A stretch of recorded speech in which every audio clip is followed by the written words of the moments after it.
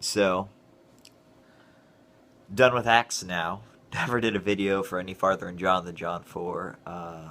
All kinds of other stuff. It's been busy. I'm in my new apartment, as you can see. Boxes and dirty clothes, and I like it. It's nice.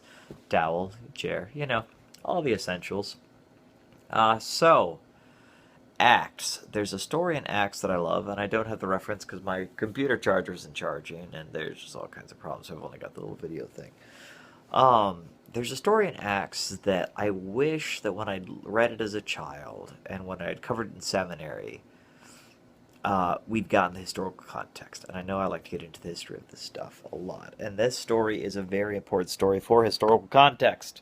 Ah, there's my hand. So, see, stuff that's packed. This is the story of Paul at Ephesus.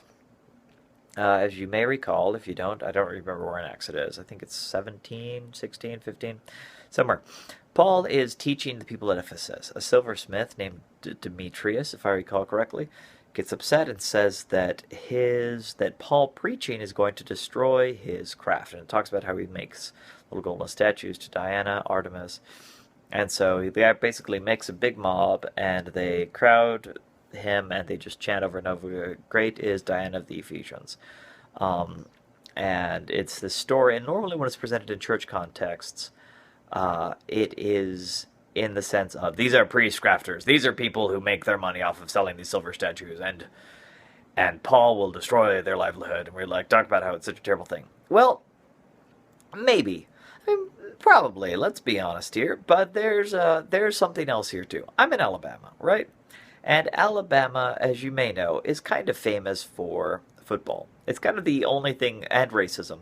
But those two things, right? Alabama football, Auburn football, racism. The three things that most people know about Alabama. So, this is where we forget things. And this is where the historical context comes in. The Temple of Artemis at Ephesus is one of the 7 wonders of the ancient world. This is not just some random podunk temple. This is one of the most famous cultural landmarks in the world. Then and now, if it was still there. Because, well, yeah. That's a fun story for another time. But I haven't done the research on it that I should have, so I'm not going to get into it. So, these men are not, yes, Paul's Christianity might destroy their livelihood, yes, but it's also might destroy their entire culture. This is like somebody coming to Tuscaloosa, Alabama, where the University of Alabama is located, and preaching that football needs to be replaced, and that football is wrong, and all this other stuff.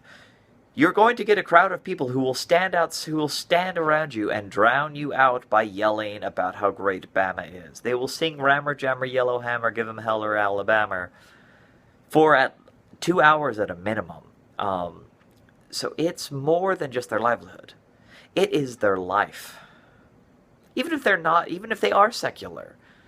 This is one of the most amazing, beautiful buildings that's ever been constructed. And they're really worried that this cultural heritage is going to go... So, if you've ever felt that there's a war on holidays, if you've ever felt there's a war on Christmas, if you've ever felt that there's too much commercialism in anything today, and that we need to get back to the basics, well, you should totally know how the Ephesians feel about Paul coming in and trying to replace their stuff. If you've ever felt like you're getting oppressed by anyone, not just, I mean... There's a lot of this going on in, American political culture right now.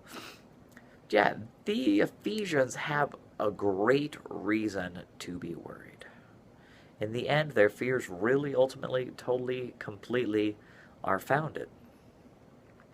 And we throw all of that context away most of the time. We're just saying, they're just trying to make money, and they're afraid that they're not going to make money. It's not necessarily about the money. Even if it was, they've got a good reason for it to be about the money.